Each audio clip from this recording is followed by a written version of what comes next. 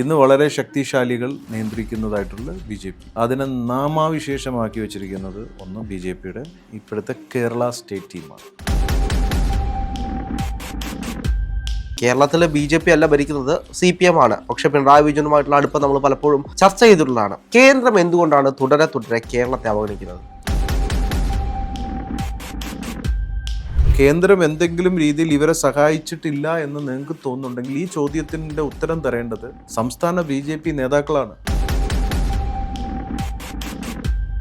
പിന്നെ കേരളം ഇന്ന് കൺട്രോൾ ചെയ്യുന്നത് ഒരു ആന്റി നാഷണൽ നക്സസ് ആണ്. അതും കേരള സെൻട്രലിന് അറിയാം. പിന്നെ കേരളത്തിന്റെ വിഷയം കൃത്യമായിട്ട് അവതരിപ്പിക്കാൻ പറ്റിയ നേതാക്കൾ ആരാ ഉള്ളത്? പക്ഷെ ഞാനൊരു കാര്യം ചോദിക്കണം, കേരളത്തിലെ BJPയുടെ ഭാവി പ്രവചിക്കാൻ കഴിയുമോ? സ്വാമി, ഇന്ന് ബഡ്ജറ്റ് വന്നു, കേന്ദ്രത്തിൻ്റെ ബഡ്ജറ്റ്. പക്ഷേ കേരളത്തിന് അർഹമായിട്ട് ഒന്നും കൊടുത്തിട്ടില്ല. നമ്മൾ കണ്ടതാണ് സുരേഷ് ഗോപിയുടെ പല പ്രസംഗങ്ങളിലൂടെ. കേരളത്തിൽ ഞാൻ മന്ത്രി ആയിരിക്കുന്ന കാലം അല്ലെങ്കിൽ MP ആയിരിക്കുന്ന കാലം ഞാനിവിടെ എയിംസ് കൊണ്ടുവന്നിരിക്കും. അത് തൃശ്ശൂർ അല്ലെങ്കിൽ എനിക്ക് ആലപ്പുഴയിൽ എയിംസ് കൊണ്ടുവരണമെന്ന് പറഞ്ഞ് മത്സരിക്കുന്ന സുരേഷ് ഗോപിയെ നമ്മൾ കണ്ടു. 5 സീറ്റ് വരെ കേരളത്തിൽ കിട്ടുമെന്ന് പറഞ്ഞിരുന്ന BJP നേതാക്കന്മാരെ കിട്ടും. ഈ ഒരു അവസ്ഥയിൽ, കേരളത്തെ ഇത്തരത്തിൽ അവഗണിക്കുന്ന ഒരു അവസ്ഥയിൽ 5 സീറ്റ് പോയിട്ട് ഒരു സീറ്റെങ്കിലും BJPക്ക് കേരളത്തിൽ ലഭിക്കുമോ? BJPയെ പ്രതിപക്ഷ സ്ഥാനത്തെങ്കിലും കൊണ്ടുവരണമെന്ന് ആഗ്രഹിച്ച ആളാണ് ഞാൻ. അതിന് സാമ്പത്തികമായിട്ടും അല്ലാതെയും എല്ലാ രീതിയിലുള്ള സോഴ്സ് എത്തിക്കാൻ വേണ്ടിയിട്ട് ഞാൻ വർക്കൗട്ട് ചെയ്ത ആളാണ്. ഒരുപാട് എൻ്റെ ഏറ്റവും വലിയ ആഗ്രഹമായിരുന്നു. കാരണം അത്രയും വലിയ സ്വയം സേവകർ, അത്രയും വലിയ ആൾക്കാരുടെ താല്പര്യമായിരുന്നു BJP അങ്ങനെ കൊണ്ടുവരണം. പക്ഷേ നിർഭാഗ്യവശാൽ ഇന്ന് BJP എന്ന് പറയുന്ന ആ ഒരു വലിയ മഹത് പ്രസ്ഥാനം അല്ലെങ്കിൽ അത്രയും മഹാരഥന്മാർ സൃഷ്ടിച്ചതും ഇന്ന് വളരെ ശക്തിശാലികൾ നിയന്ത്രിക്കുന്നതായിട്ടുള്ള BJP, അതിനെ നാമാവിശേഷമാക്കി വെച്ചിരിക്കുന്നത് ഒന്ന് BJPയുടെ ഇപ്പോഴത്തെ കേരള സ്റ്റേറ്റ് ടീമാണ്. കേരള നേതാക്കൾ അത്രയും മാത്രം അധപതിച്ച ജീവിതമാണ്. ആധ്യാത്മിക തരത്തിൽ ഒരു രീതിയിലുള്ള ഗുണമോ ഇല്ലാത്ത ആൾക്കാർ. സ്പിരിച്വലി വളരെ വീക്കാണ്. അവരുടെ ഓറിക് ബോഡീസ് എല്ലാം തകർന്നിരിക്കുകയാണ്. സൂക്ഷ്മ ശരീരമൊന്നും ഒരു രീതിയിലുള്ള ഉണർവോ മികവോ ഇല്ലാത്തതാണ്. രാഷ്ട്രീയക്കാരനാകണമെങ്കിൽ ആത്മീയത വേണം. 100% ആത്മീയത വേണം. എല്ലാ ഇതിൽ അതായത് മഹത്തരം ആയിട്ടുള്ള ഈ പല രാഷ്ട്രീയക്കാരുടെ എടുക്കും. ഇപ്പോൾ സംഘത്തിലെ തന്നെ പുറകോട്ടെടുത്തു കഴിഞ്ഞാൽ മാധവ്ജി ആരായിരുന്നു, റാവുജി ആരായിരുന്നു, അതുപോലെ തന്നെ പരമേശ്വർജി ആരായിരുന്നു, ഹരിയേട്ടൻ ആരായിരുന്നു. ഇവരുടെയൊക്കെ സ്പിരിച്വൽ ബാക്ക്ഗ്രൗണ്ട് ഹൈ ആണ്. ഇനി നരേന്ദ്രമോദിയിലേക്ക് എടുക്കും. നരേന്ദ്രമോദി എത്ര വലിയ രീതിയിലുള്ള മിസ്റ്റിക് ക്രിയ ചെയ്യുന്ന ആളാണ്. അദ്ദേഹത്തിൻ്റെ സാധന എന്ന് നമ്മൾ ഇന്ന് കാണുന്ന ഈ പണ്ഡിത വിഭാഗം പറഞ്ഞു തരുന്ന സാധനമല്ല അദ്ദേഹം ഫോളോ ചെയ്യുന്നത്. അതുപോലെ ഇവരെല്ലാം ഹൈലി സ്പിരിച്വലാണ്. BJPയിലെ ഓരോ ലീഡേഴ്സിനെ എടുത്തു കഴിഞ്ഞാൽ അവരൊക്കെ അത്രയും സ്പിരിച്വലാണ്. ആത്മീയതയിൽ നിന്നാണ് നമ്മൾ വളർന്നു വരേണ്ടത്. ആത്മീയതയിൽ നിന്നാണ് നമ്മൾ എല്ലാ രീതിയിലും കാര്യങ്ങൾ ചെയ്യേണ്ടത്. അതായത് നമ്മളൊരു ബിസിനസ്സിൽ തന്നെ എടുത്താൽ ബിസിനസ്സിൻ്റെ പൂർണ്ണതയിൽ എത്തണമെങ്കിലും അതിലൊരു സത്യസന്ധത പുലർത്തണമെങ്കിൽ അതിലൊരു ആത്മീയത വേണം. അപ്പോൾ ഈ ആത്മാർത്ഥത ഇല്ലാത്തൊരിടത്ത് എങ്ങനെയാണ് ആത്മീയത ഉണ്ടാവുക? ആത്മീയത ഇല്ലാത്തടത്ത് ആത്മാർത്ഥത ഉണ്ടാവില്ല. അപ്പം അണികളോടുള്ള ആത്മാർത്ഥത, ഒരാൾ, അതായത് നീ ഞാനും രണ്ടല്ല ഒന്നാണ് എന്നുള്ളൊരു തോന്നലുണ്ടാവണം. ഒരണികൾക്ക് എന്തെങ്കിലും പ്രശ്നമെന്ന് പറഞ്ഞാൽ കേൾക്കാനുള്ളൊരു മനസ്സ് വേണം. അവരോടൊപ്പം നിൽക്കാനുള്ള മനസ്സ് വേണം. കാരണം ഞാനൊക്കെ പഴയ പൊളിറ്റീഷ്യൻസിൻ്റെ കൂടെ ജീവിച്ച് വളർന്ന ആൾക്കാരാണ്. ഒരു നേതാവിനോട് വിളിച്ച് പറഞ്ഞാൽ ഫോളോ അപ്പ് ചെയ്യും. എന്തായി, ആ കാര്യം എന്തായി, അവിടെ പോയി അവിടെ നിന്ന് ചെയ്ത് ജനകീയമായി അതിൽ ആത്മീയമായി ജീവിച്ച രാഷ്ട്രീയക്കാരായിരുന്നു നമ്മൾക്ക് മുമ്പുണ്ടായിരുന്നത്. ഇന്ന് ഇവരെ കാണാൻ പറ്റുമോ? ഇവരെ എത്ര വിളിക്കണം? ഇവരെ എങ്ങനെ ആക്സസ് ചെയ്യുക ജനങ്ങൾക്ക്? പബ്ലിക് സെർവൻ്റാണ് അവർ. ചിലപ്പോൾ ആശുപത്രിയിലെ വിഷയമായിരിക്കാം, ചിലപ്പോൾ ശവപ്പറമ്പിലെ വിഷയമായിരിക്കാം, ചിലപ്പോൾ റേഷൻ കടയിലെ വിഷയമായിരിക്കാം, ചിലപ്പോൾ ഓഫീസിലെ വിഷയമായിരിക്കാം, ചിലപ്പോൾ പോലീസ് സ്റ്റേഷനിലെ വിഷയമായിരിക്കാം. ഒരു വിഷമം വരുമ്പോൾ ഓടിച്ചെന്ന് എന്നെ സഹായിക്കാനുള്ള അധികാരവും അതുപോലെ തന്നെ എല്ലാ കടപ്പാടും എല്ലാം ഉള്ള വ്യക്തിയുടെ അടുത്ത് ഓടിച്ചെല്ലുമ്പോൾ ഇവർ ഫോൺ എടുക്കുമോ? ഫോർ എക്സാമ്പിൾ സുരേഷ് ഗോപിയെ തന്നെ എടുക്കൂ. സുരേഷ് ഗോപി വഴി വ്യക്തിപരമായിട്ട് ഗുണം കിട്ടിയ എത്ര പേർക്കാണ്? പബ്ലിസിറ്റി സ്റ്റണ്ട് വിടൂ. അദ്ദേഹത്തിന് ഒരു പപ്പടം എടുത്ത് കൊടുത്തത്, ട്രോള് കിടപ്പുണ്ടല്ലോ, പപ്പടം എടുത്ത് കൊടുത്ത ആളുടെ കൈ പിടിച്ച ഭാഗം ഒടിച്ച് മാറ്റി വെച്ചിട്ട് ബാക്കി ഭാഗം തിന്ന് ഒരു നേതാവ്. അദ്ദേഹമാണ് എയിംസ് കൊണ്ടുവരുമെന്ന് പറഞ്ഞ കാര്യം. അല്ല, അതല്ലേ പറഞ്ഞേ അങ്ങ് അടുത്തത്. അല്ല, കേരളത്തിലെ BJPയെ വളരെ മോശമായിട്ട് പറഞ്ഞുകൊണ്ടിരിക്കുകയാണ്. അപ്പോൾ കേരളത്തിലെ BJPക്കാരാണ് മോശം, അവരുടെ മോശം രീതികൾ കൊണ്ടാണ് കേരളത്തിലൊന്നും കിട്ടാത്തത്. കേന്ദ്രം എന്തുകൊണ്ടാണ് കേരളത്തെ വീണ്ടും വീണ്ടും അവഗണിച്ചുകൊണ്ടിരിക്കുന്നത്? അപ്പോൾ കേരളത്തിലെ BJP അല്ല ഭരിക്കുന്നത്, CPM ആണ്. പക്ഷേ പിണറായി വിജയനുമായിട്ടുള്ള അടുപ്പം നമ്മൾ പലപ്പോഴും ചർച്ച ചെയ്തിട്ടുള്ളതാണ്. കേന്ദ്രം എന്തുകൊണ്ടാണ് തുടരെ തുടരെ കേരളത്തെ അവഗണിക്കുന്നത്? കേന്ദ്രം അവഗണിക്കുന്നതിൻ്റെ കാര്യം, കേന്ദ്രത്തിന് അറിയാം കേരളത്തിലെ BJPയുടെ അവസ്ഥ എന്താണെന്നും BJP എങ്ങനെയാണ് കൈകാര്യം ചെയ്തത്. പണ്ടൊക്കെ കേരളത്തിന് ഒട്ടും താല്പര്യം കേന്ദ്രത്തിനില്ലായിരുന്നു. പക്ഷേ ഈ അടുത്ത കാലങ്ങളായിട്ട് കേന്ദ്രത്തിനോട് വളരെ ഒരു കേന്ദ്രവും കേരളവും തമ്മിലുള്ള ഒരു ഒരു ഒരു അറ്റാച്ച്മെൻ്റ് എന്ന് പറയുന്നത് പല രീതിയിൽ നേതാക്കളിലൂടെ പ്രകടമാവുന്നുണ്ട്. പക്ഷേ ജനങ്ങൾ അത്രയും യൂണിറ്റി ആയിട്ട് നിന്നുകൊണ്ട് ജനങ്ങളുടെ ആവശ്യവും വികാരവും എല്ലാം ഒരേ സ്വരത്തിൽ ഒരേ രീതിയിൽ മുന്നോട്ട് വെക്കാൻ കേരളത്തിന് സാധിച്ചിട്ടില്ല. അതിൻ്റെ കാരണം ഇവിടുത്തെ നേതാക്കളുടെ കഴിവുകേടാണ്. പിന്നെ കേരളം ഇന്ന് കൺട്രോൾ ചെയ്യുന്നത് ഒരു ആൻറ്റി നാഷണൽ നെക്സസ് ആണ്.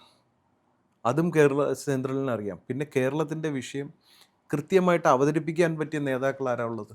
കരയണ ആന്റി കുഞ്ഞിന് നാഷണൽ നക്സലാണ് കേരളം ഭരിക്കുന്നത് എന്ന് പറഞ്ഞു കഴിഞ്ഞാൽ കമ്മ്യൂണിസ്റ്റ് പാർട്ടി ഒരു ആന്റി നാഷണൽ നക്സൽ എന്നാണ് ഉദ്ദേശിക്കുന്നത്. കമ്മ്യൂണിസ്റ്റ് പാർട്ടിക്കകത്തിരുന്നു കൊണ്ടല്ലേ ഏറ്റവും കൂടുതൽ ഇവിടെ ഇവിടെ ഇത്രയും മാത്രം ടെററിസ്റ്റ് ഗ്രൂപ്പുകൾ ഫോം ചെയ്യാനുള്ള ഇതിൻ്റെ സപ്പോർട്ട് എവിടെ നിന്നൊക്കെയാണ് പോയത്? കമ്മ്യൂണിസ്റ്റ് പാർട്ടി, ഞാൻ ചോദിക്കട്ടെ, നിങ്ങൾ നേരത്തെ പറഞ്ഞു ഞാൻ BJP എതിർക്കുന്നു എന്ന്. ഓഫ് കോഴ്സ് ഞാൻ BJP നേതൃത്വത്തെ, കേരളത്തെ നേതൃത്വത്തെ എതിർക്കും ഞാൻ. കാരണം ഞാൻ നരേന്ദ്രമോദിജിയെയും അമിത്ഷാജിയെയും ഞാൻ സപ്പോർട്ട് ചെയ്യുന്ന ആളാണ്.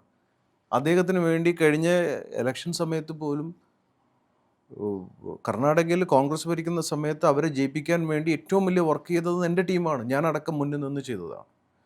ഇവിടെ കേരളത്തിൽ തന്നെ BJP നേതാക്കൾ പലവരെയും ജയിപ്പിക്കാൻ വേണ്ടിയിട്ട് പല രീതിയിലും ഞാൻ വർക്ക് ചെയ്തു. പക്ഷേ എന്താ പ്രോബ്ലം എന്ന് പറഞ്ഞാൽ നമ്മൾ കാണുന്ന ആ ഒരു ശുദ്ധമായ BJP അല്ല അകത്ത് കയറി ചെല്ലുമ്പോൾ കാണുന്നത്. യഥാർത്ഥ RSSകാരുടെയും യഥാർത്ഥ ഹിന്ദുക്കളുടെയും താല്പര്യപ്രകാരം മാത്രമാണ് ഞാൻ BJPയെ സപ്പോർട്ട് ചെയ്യാനും BJPയുടെ കാര്യത്തിൽ ഫോക്കസ് ചെയ്തത്. പക്ഷേ നമ്മൾ അകത്തോട്ട് എന്ത് തന്നെ നല്ല കാര്യങ്ങളിലേക്ക് ഇറങ്ങി ചെന്നാലും ഇൻവെസ്റ്റ് ചെയ്താലും ഇവരതെല്ലാം കട്ട് ചെയ്ത് കളയും. ഇപ്പോൾ കേന്ദ്രം എന്തെങ്കിലും രീതിയിൽ ഇവരെ സഹായിച്ചിട്ടില്ല എന്ന് നിങ്ങൾക്ക് തോന്നുന്നുണ്ടെങ്കിൽ ഈ ചോദ്യത്തിൻ്റെ ഉത്തരം തരേണ്ടത് സംസ്ഥാന BJP നേതാക്കളാണ്. അവർ കൃത്യമായിട്ട് ഇവിടുത്തെ ആവശ്യങ്ങളും ഇവിടുത്തെ കാര്യങ്ങളും അവിടെ അവതരിപ്പിക്കുന്നില്ലല്ലോ. ഇവിടുത്തെ ആൾക്കാരുടെ പ്രശ്നം അവിടെ അവതരിപ്പിച്ചാലേ അവർക്ക് കൊടുക്കാൻ പറ്റുള്ളൂ. നരേന്ദ്രമോദിനെയും അമിത്ഷാനെയോ അല്ലെങ്കിൽ കേന്ദ്ര ബഡ്ജറ്റിനെ എന്തിനു കുറ്റം പറയണം? കരയുന്ന കുഞ്ഞിനല്ലേ പാല് കിട്ടുള്ളൂ. ഇവിടെ ഇന്നതാണ് പ്രശ്നമെന്നും ഇവിടുത്തെ കാര്യങ്ങൾ ഇതാണെന്നും അവിടെ പറയാതെ ഇവിടെ ഒരു അയ്യപ്പൻ്റെ കാര്യവും ഇവിടെ ഒരു മറ്റേ സ്വർണ്ണക്കള്ളക്കടത്തിൻ്റെ കാര്യവും മാത്രം പറഞ്ഞു കഴിഞ്ഞാൽ അവർക്കറിയണ്ടേ ആരാ ഇവിടുത്തെ കാര്യങ്ങൾ അവിടെ അവതരിപ്പിക്കേണ്ടത്? ഇവിടുത്തെ നേതാക്കളാണ്. അവരെന്താ പറയുന്നത്? അവരവിടെ ചെന്ന് സെൽഫി എടുക്കുന്നു, മകളുടെ കല്യാണം ഇൻവൈറ്റ് ചെയ്യാൻ പോകുന്നു, അതുപോലെ തന്നെ മറ്റുള്ള ബിസിനസ് ഡീലുകൾ സംസാരിക്കാൻ പോകുന്നു. ഇങ്ങനെ പോയി കഴിഞ്ഞാൽ ജനങ്ങൾ ഇവിടുത്തെ കാര്യങ്ങൾ എന്തുകൊണ്ട് അവതരിപ്പിക്കുന്നില്ല? അങ്ങ് ഒരുപാട് പ്രവചനങ്ങൾ നടത്തിയിട്ടുണ്ട്, പല പ്രവചനങ്ങളും സത്യമായിട്ടുണ്ട് എന്ന് അങ്ങ് പലപ്പോഴും പറയാറുണ്ട്, അല്ലെങ്കിൽ പല മാധ്യമങ്ങളിലൂടെയും പറഞ്ഞു കേട്ടിട്ടുണ്ട്. പക്ഷേ ഞാനൊരു കാര്യം ചോദിക്കണം, കേരളത്തിലെ BJPയുടെ ഭാവി പ്രവചിക്കാൻ കഴിയുമോ? BJPക്ക് ഭാവിക്ക് പ്രത്യേകിച്ച് കേതുവിൻ്റെ എനർജിയും ബുധൻ്റെ എനർജിയും ചന്ദ്രൻ്റെ എനർജിയും കൂടെ ഇൻഫ്ലുവൻസ്ഡ് ആയിട്ടിരിക്കുന്ന ഒരു പാർട്ടിയാണ്. അതിൻ്റെ ഓറിക് ബോഡി അങ്ങനെയാണ് ഇരിക്കുന്നത്. നരേന്ദ്രമോദിജിയുടെ ആ ഒരു പ്രസൻസ്, നരേന്ദ്രമോദിജിയുടെ ആ ഒരു എനർജി, അതൊരു ഇത്രയും വളരെ പവർഫുള്ളായിട്ടുള്ള ഒരു സ്പിരിച്വൽ ബോഡിയാണ് നരേന്ദ്രമോദി വർക്ക് ചെയ്യുന്നത്. അദ്ദേഹത്തിൻ്റെ അഭാവത്തോടു കൂടി BJPക്ക് വലിയ തകർച്ചകളുണ്ടാവും, അത് സംശയമില്ലാത്ത കാര്യമാണ്. ഒന്ന് മാത്രമല്ല, BJP ഇവിടെ നന്നാവണമെങ്കിൽ BJPക്ക് കുറേ സ്പിരിച്വൽ ഘടകങ്ങളുണ്ട്. ആ സ്പിരിച്വൽ ഘടകങ്ങളുമായിട്ട് ആ ഒരു ശ്രുതിയിലൂടെ പോയാൽ മാത്രമേ അതിന് കേൾക്കാനൊരു ഇമ്പം ഉണ്ടാവുള്ളൂ. ഇപ്പോൾ അപശബ്ദങ്ങളാണ് അതിൽ നിന്ന് പുറപ്പെടുവിച്ചുകൊണ്ടിരിക്കുന്നത്. സപ്തസ്വരങ്ങളെ കൺട്രോൾ ചെയ്യുന്ന, സപ്തചക്രങ്ങളെ കൺട്രോൾ ചെയ്യുന്ന ഒരു എനർജി സോഴ്സാണ് BJPക്കുള്ളത്. BJP ഇങ്ങനെ നിൽക്കുന്നതിൻ്റെ കാരണം മനുഷ്യനിൽ സപ്തചക്രങ്ങളുണ്ട്, അറിയാമല്ലോ, സപ്തസ്വരങ്ങളുണ്ട്. BJPക്ക് സപ്ത ഊർജങ്ങളുണ്ട്. ഈ സപ്ത ഊർജങ്ങളുമായിട്ട് കണക്ട് ചെയ്ത് നിൽക്കുമ്പോഴാണ്, അതിലും എങ്ങനെ ഈ താമര വന്നു എന്ന് ചോദിച്ചാൽ പോലും അതിൽ കുറേ താമരയുടെ തന്നെ സ്പിരിച്വൽ അർത്ഥം എന്താണെന്ന് ഈ BJPക്കാരുടെ അടുത്ത് ചോദിച്ചു കഴിഞ്ഞാൽ ഇവർ അന്ന് ആത്മഹത്യ ചെയ്യും. ഞാൻ പല വേദികളിൽ ചോദിച്ചിട്ടുണ്ട്. സംസ്ഥാന പ്രസിഡന്റ് രാജീവ് ചന്ദ്രശേഖറിന് പോലും BJPയുടെ ആത്മീയ അർത്ഥം എന്താണെന്ന് ചോദിച്ചു കഴിഞ്ഞാൽ താമരയുടെ ഇതെന്താ അർത്ഥം ചോദിച്ചാൽ പറയാൻ പറ്റില്ല. അദ്ദേഹത്തിന് ഞാൻ പറയണ പൈസ കൊടുക്കാം, ഞാൻ പറയണ പണി ചെയ്യാം. അല്ലെങ്കിൽ ഞാൻ ഇന്നിവിടെ ഈ പണി നിർത്താം. എൻ്റെ പ്രവചനവും എൻ്റെ സോഷ്യൽ വർക്കും എൻ്റെ മിസ്റ്റിക് ക്രിയ എൻ്റെ എല്ലാ പണിയും ഞാൻ നിർത്തിയാം. ഈ നിമിഷം വേണമെങ്കിൽ ഞാൻ ഇവിടെ കെട്ടിത്തൂങ്ങിച്ചാവും. ഇവർ ആത്മീയ അർത്ഥം പറഞ്ഞു തന്ന അറിയില്ല. എന്നാൽ അത്രയും സ്പിരിച്വൽ ആയിട്ടുള്ളൊരു പാർട്ടിയാണ് ഈ BJP എന്ന് പറയുന്നത്. നമ്മളിപ്പോൾ ഇതിന് വളരെ ക്ഷേത്രങ്ങൾ, ഇപ്പം ശബരിമല എത്ര വലിയ നല്ല ക്ഷേത്രമാണ്, പത്മനാഭസ്വാമി ക്ഷേത്രം എത്ര വലിയ ക്ഷേത്രമാണ്. ഇവിടെയൊക്കെ ഇന്ന് കച്ചവടം നടത്തുന്നു. ഇന്ന് ഇവിടുത്തെ തന്ത്രിമാർ മോഷണം നടത്തുന്നു, തന്ത്രിമാർ ആൾക്കാരെ പറ്റിക്കുന്നു, ഇല്ലാത്ത പൂജകളെന്ന് പറഞ്ഞ് ആൾക്കാരെ ജനങ്ങളുടെ അജ്ഞതയെ അവർ ചൂഷണം ചെയ്യുന്നു. ഇത് ഈ പുരോഹിത വർഗം ചെയ്യുന്ന ഇതേ തെണ്ടിത്തരം തന്നെയാണ് ഈ രാഷ്ട്രീയ നേതാക്കൾ ഇന്നിവിടെ ഇരുന്ന് ചെയ്യുന്നത്. BJP എന്ന് പറഞ്ഞൊരു ക്ഷേത്രമാണ്. ആ താമര പോലും അതിനൊരു സിമ്പലുണ്ട്. അതായത് നമ്മളുടെ ഈ സപ്തചക്രങ്ങൾ, അതായത് 6 ഇന്ദ്രിയങ്ങൾ അടങ്ങുമ്പോഴാണ് 6-ാം ഇന്ദ്രിയം 7-ാം ഇന്ദ്രിയം ഇങ്ങനെ തുറന്നിട്ട് അതിലൂടെ താമര കിളിർക്കുന്നത്. അതായത് ഇന്ദ്രിയങ്ങളെല്ലാം നമ്മളിങ്ങനെ എനർജി ലിഫ്റ്റ് ചെയ്ത് കൊണ്ടുപോയി മേളിൽ നിന്നാണ് ഈ മൂലാധാരത്തു നിന്ന് സഹസ്രധാരം വരെ ആ എനർജി എത്തിയിട്ടാണ് താമര മീൻസ് തുറന്നു വരുന്നത്. ആ താമരയായിട്ട് നമ്മൾ കാണുന്നത് 5, മറ്റേത് 1000 ദളങ്ങളുള്ള താമരയാണ് നമ്മുടെ ശിരസിൽ വിടർന്നത് ആത്മീയപരമായിട്ട്. ഇത് 5 ദളങ്ങളുള്ള താമരയാണ്. എന്നാലും അവിടെ ഒരു താമരയാണ് സിമ്പിളായിട്ടിരിക്കുന്നത്. ഈ 7 എനർജീസിനെ, 7 ഈ ചക്രാസിനെ ബാലൻസ് ചെയ്യാനും ഇതിനെ ആകർഷിക്കാനും ഇതിനുമായിട്ട് കണക്ട് ചെയ്ത് കോഡിങ് ചെയ്ത് വർക്ക് ചെയ്യാനുള്ള ആ ഒരു സീക്രട്ട് വിദ്യ നരേന്ദ്രമോദിക്ക് കിട്ടിയിട്ടുണ്ട്, പഠിച്ചിട്ടുണ്ട്. അദ്ദേഹം കുറേ കാര്യങ്ങൾ ഇനി അദ്ദേഹം അന്വേഷിച്ചുകൊണ്ടിരിക്കുകയാണ്. ഈ സാധനം പഠിക്കാത്തിടത്തോളം കാലം കേരളത്തിലെ BJPക്ക് നേതാക്കന്മാർക്ക് വിജയിക്കാൻ പറ്റില്ല. ഇത് അവിടെ വാഴ നനയുമ്പോൾ ഇവിടെ ചീരയെ നനയുന്നു എന്നുള്ളതാണ്. കേന്ദ്രത്തിലെ വാഴ നനയുമ്പോൾ ഇവിടുത്തെ ചീരയെ നനയാണ്. ഈ നേതാക്കന്മാർക്കൊക്കെ ഈസി ആയിട്ട് ജയിക്കാന്നുള്ളതേ ഉള്ളൂ.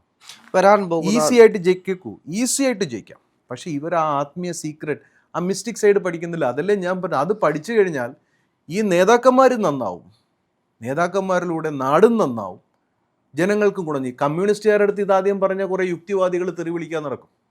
കോൺഗ്രസ്സുകാർക്ക് ഇതിനെപ്പറ്റി ഒന്നും ചിന്തിക്കാനേ ഇല്ലാത്ത ഓട്ടം തന്നെ. അവിടെ നേതാക്കന്മാർക്ക് വേണ്ടി അടി കൂടലായിരുന്നു.